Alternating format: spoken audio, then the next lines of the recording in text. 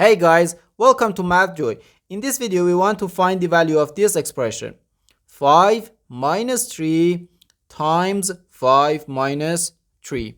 Are you ready to solve? Let's go and get started. According to the order of operations, which is PEMDAS, P stands for parentheses, E stands for exponents, M and D stands for multiplication and division, and A and S stands for addition and subtraction. We first do parentheses, then exponents, then multiplication or division, and finally addition or subtraction. Remember that multiplication and division have equal priority and we have to work from left to right. And the same applies to addition and subtraction. Here in this expression we have one subtraction, one multiplication, and one parentheses.